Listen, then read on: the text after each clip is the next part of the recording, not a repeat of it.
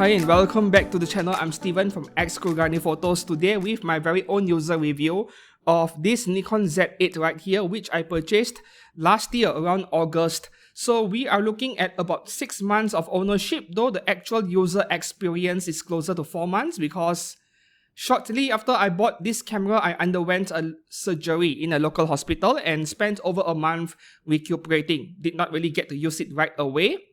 Well, nothing too serious though, just my tonsils. Back then, I purchased this camera for around $3,350 under 3,400 bucks, which is an absolute bargain because this camera brand new was $4,000.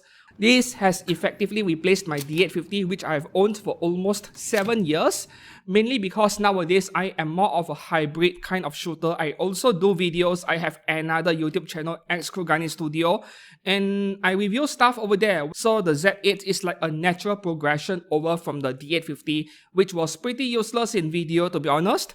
Okay, so with today's review, there are several sections and I have almost 7 pages worth of script over here in front of me so that I don't miss out on anything.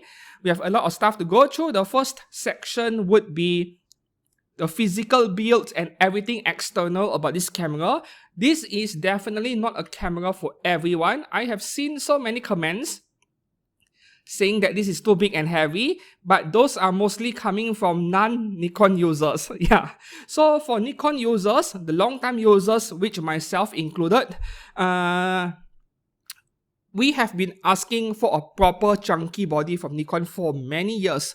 Back then, when Nikon Z6 and 7 came out, my biggest gripe with the Z6 specifically was that the camera body was way too small, at least for my hands, and when you put a bigger lens in front, be it a super tele lens or even a 51.2, the balance isn't there and it wasn't fun to shoot handheld. But I bought the Z6 for video, so the shooting experience handheld with photography is not that big of a deal to me, but it wasn't fun compared to my D850.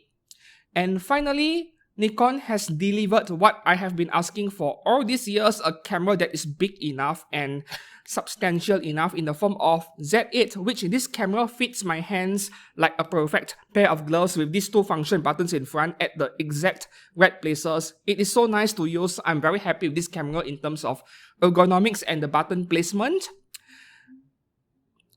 Over 900 grams though. I won't deny it is on the heavy side, and that is including a battery and memory cards, barely 100 grams lighter than a D850, which makes this pretty heavy for the standards of a mirrorless camera. However, the build quality over here, it is kind of a mixed bag if I have to be brutally honest over here. It is both an upgrade and also a downgrade from the D850 at the same time.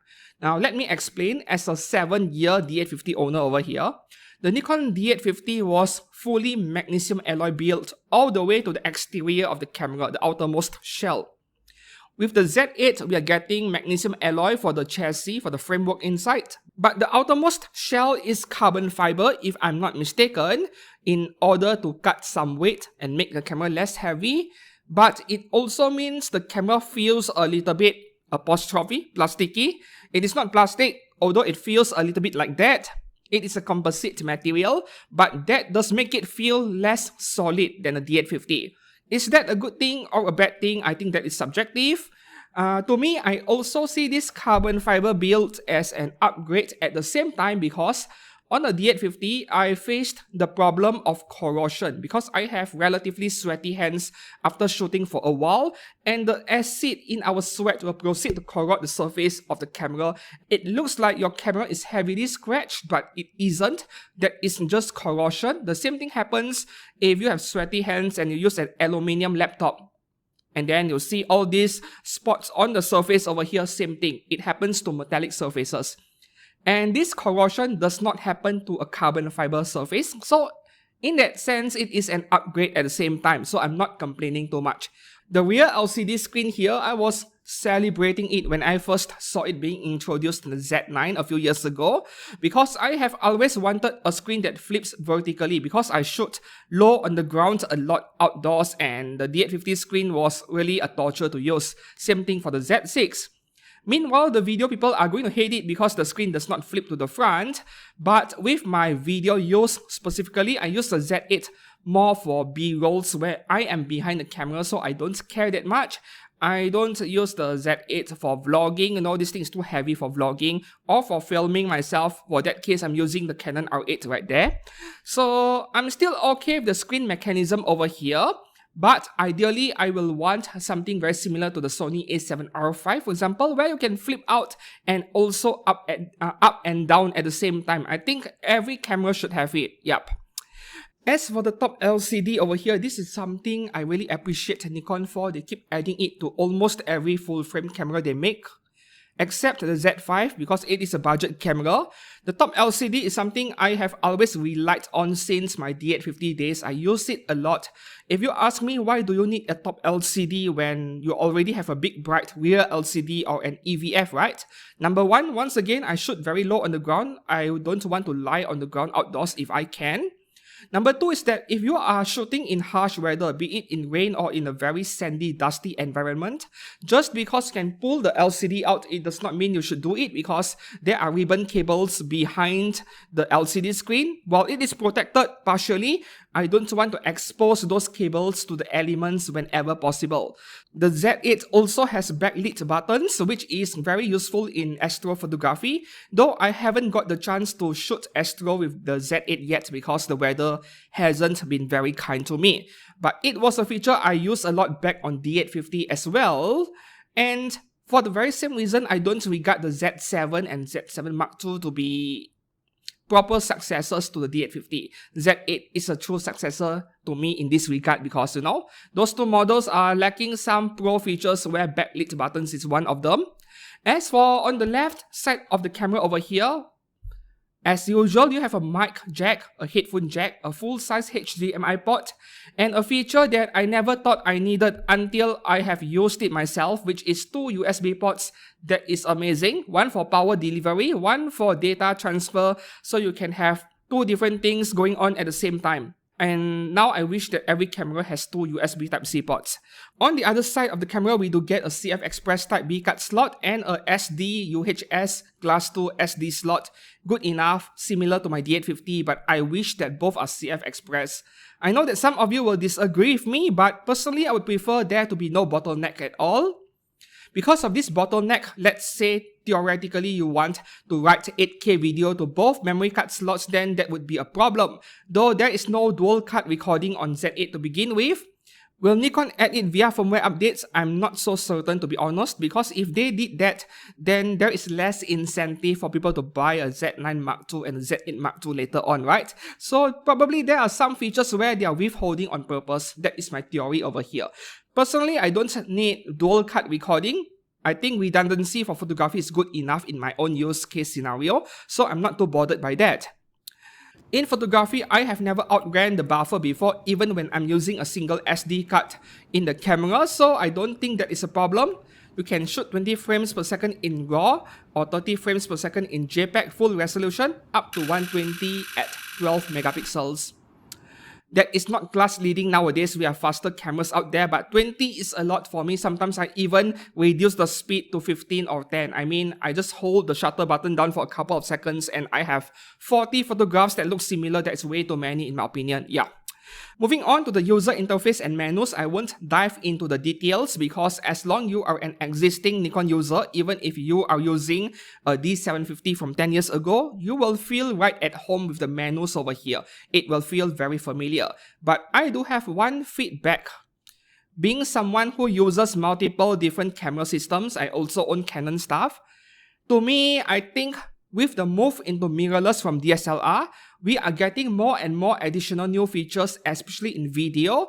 And because of the sheer amount of new features being added to the camera, the traditional Nikon menu is starting to feel very cluttered, very bloated, and very user-unfriendly, especially towards new users who are buying Nikon for the very first time. It can feel pretty daunting to search for that specific item in a menu that has so many subcategories like, I want this setting, it is in D21, it is in B25 and so on. Yeah, sure, we existing Nikon users know where exactly it is, but for a new user, it is a problem. Canon's menus in general are a lot more user-friendly in comparison.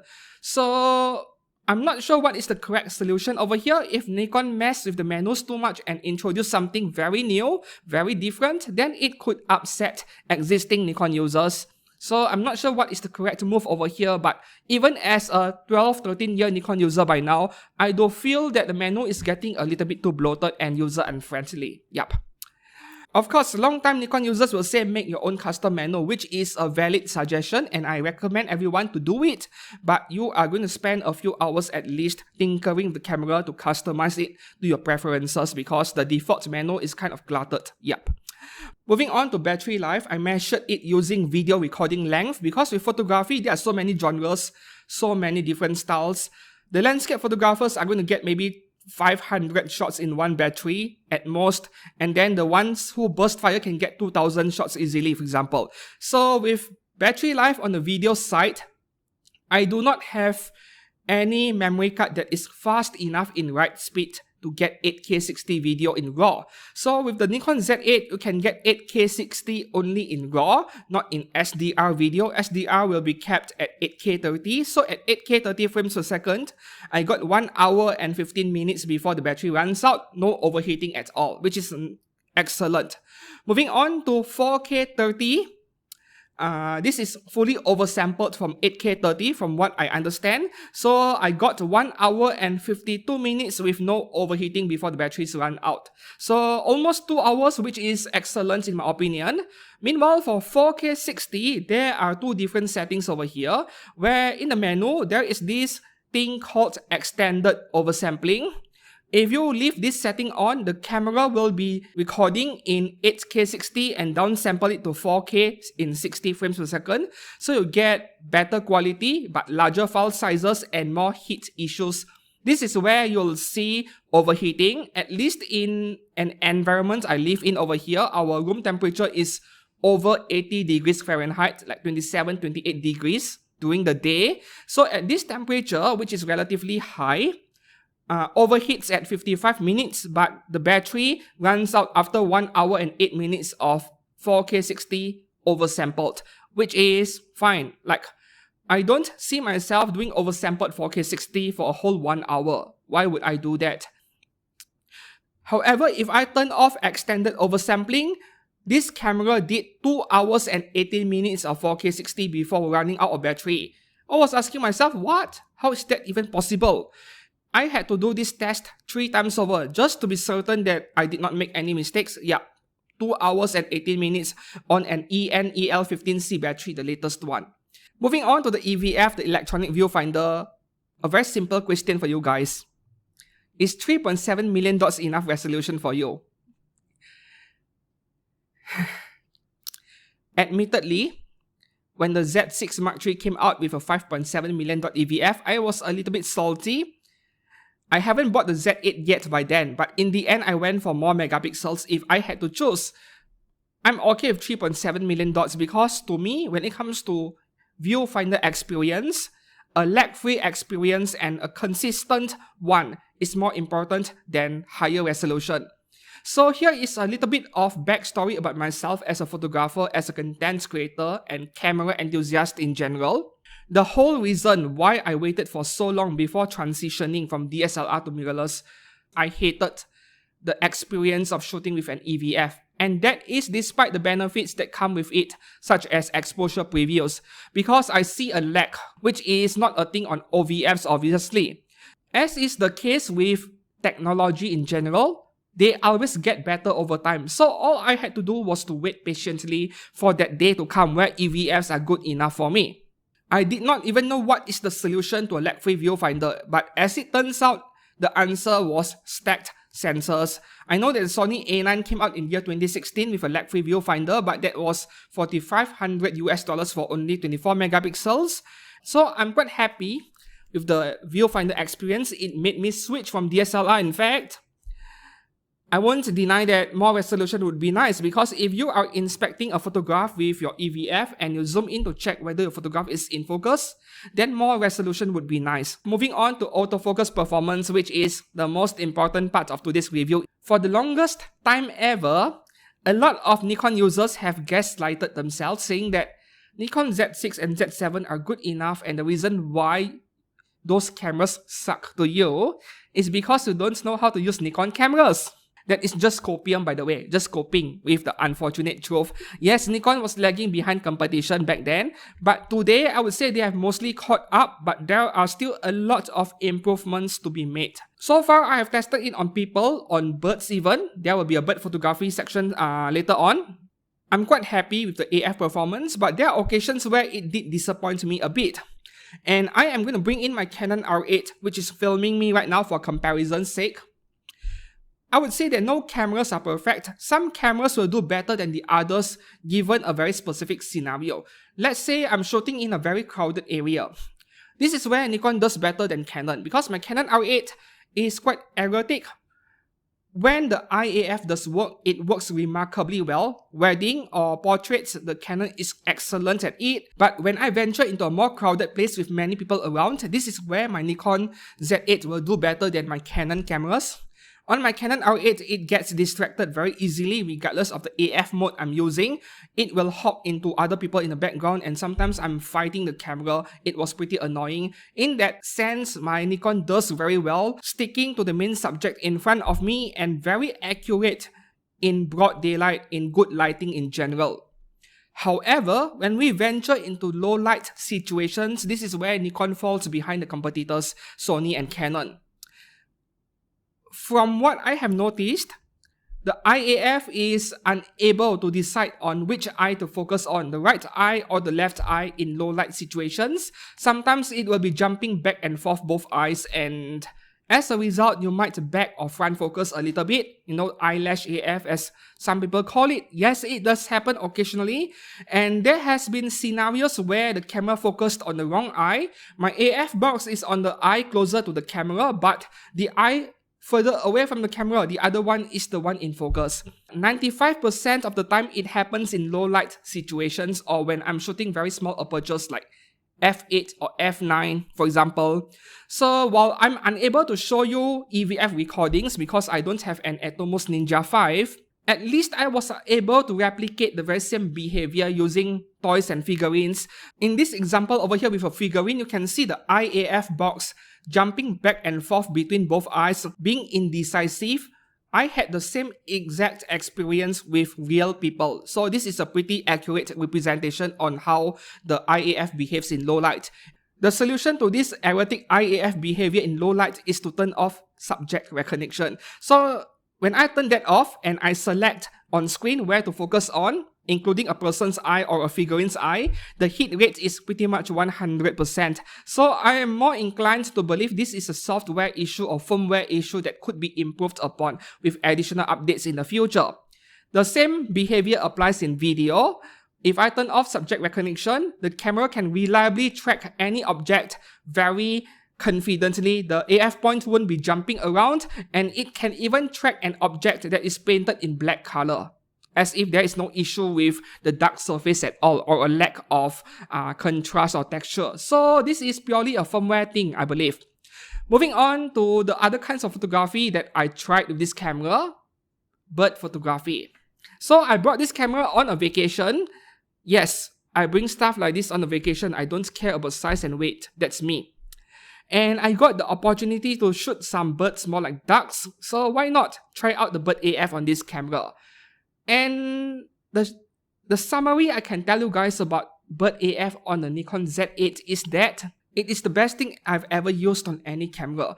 And bird AF on the Nikon Z8 is better than human eye AF in terms of consistency, accuracy, and how reliable it is. The points won't be getting distracted, it won't be jumping around, it is reliably catching on the birds that I was photographing, and I'm getting a lot of in-focus shots even when I'm using a macro lens, which is not known to be a fast lens to begin with.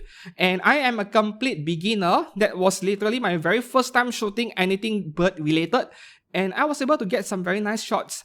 So the best AF mode on this camera is actually bird AF. Combined with 3D tracking or even AFF, it works just as good. I was pretty impressed. And that is all for the AF section so far. I haven't tried this on animals yet. I haven't tried it on landscape photography yet, but you don't really need state-of-the-art AF for landscapes anyway. Alright, moving on to image quality. Of course, on paper, if you look at charts, measurement charts, then the Z8 has about half a stop less dynamic range than D850, and it is a little bit noisier at higher ISOs, which is consistent with my experience with this camera. At high ISO, 3200, 4000 and up, it is noisier than D850, ever so slightly. But dynamic range-wise, I haven't felt like I was being limited in any way, even though I'm coming from a D850, right? So with dynamic range, if you're shooting landscape, obviously try to exposure bracket whenever you can, regardless of how much or how little you have in terms of dynamic range. Make it a habit and a discipline to exposure bracket whenever possible. Use the correct technique for each genre of photography. I would say that the color of this camera coming out from the sensor is incredible. I have always loved Nikon colors, and Nikon colors tend to have a slight tendency towards being warm, slightly warm, and I prefer it that way. I prefer slightly warm images over very neutral ones or cool looking ones. So I'm perfectly happy with the colors coming out from the sensor over here. In fact, I feel like Nikon sensors capture so much color, the intensity is so strong, especially in perfect lighting scenarios in studio, that I even have to tone down the colors a bit, desaturate it a bit during editing. That is a good thing. It means that the camera's sensor is capturing a lot of color data. So there is not much else I could discuss about the image quality. It is about what you would expect for a 45 megapixel full frame sensor. In fact, camera sensor technology has stagnated for the past 10 years in terms of image quality. Very little gains because camera companies nowadays, they are focusing on improving readout speed.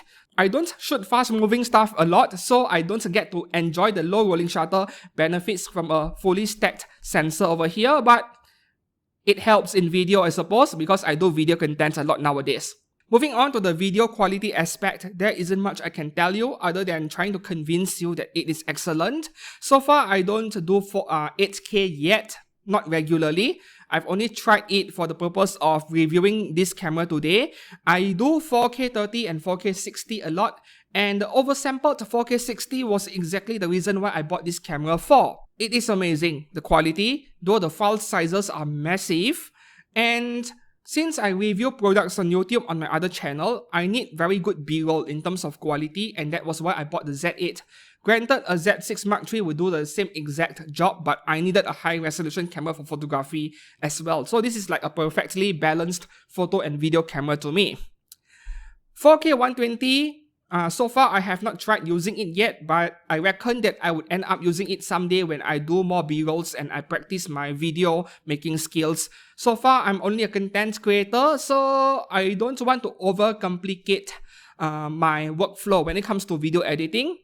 Having N-Log is excellent. Having RAW is a bragging right, but so far I don't use it. But I do intend to learn how to make use of N-Log in future and improve my editing workflow, get more dynamic range and so on. In terms of IBIS performance, right, it feels like Nikon's IBIS is more optimized for photo rather than for video. The IBIS is rated at around 5 or 5.5 stops if I remembered correctly. I mean, I don't memorize spec sheets, but good enough. That's what I would say because I don't rely on IBIS in photography to begin with. Even if you can shoot slow shutter speeds, if your subject moves, there is no point you need to increase the shutter speed anyway. So IBIS is more of a video thing to me rather than photo. And when it comes to IBIS performance in video, since I do B-roll work using electronic equipment, dolly robots, electronic sliders, it works just fine. But if you are doing very erratic movements like you are running and gunning a camera, then maybe it won't be as good as a Panasonic, for example. Though I haven't filmed that kind of videos with this camera to be able to evaluate the IBIS performance properly for those kind of usage scenarios. For my kind of landscape and studio work, the IBIS is more than good enough. So that concludes my review of this Nikon Z8 today. This is as of March 2025. I might re-review the camera again, like long-term review 1 year later, 2 years later, or if there are additional new firmware updates, then I will re-review the camera again in future. So until then, I'm very pleased with this purchase and I would highly recommend it to anyone who can afford it. Thanks a lot for watching today's long review, and if you found this review informative or helpful, please give this video a like and subscribe to this channel for more camera content every week. Until then, I'll see you guys again soon. Thanks again and goodbye.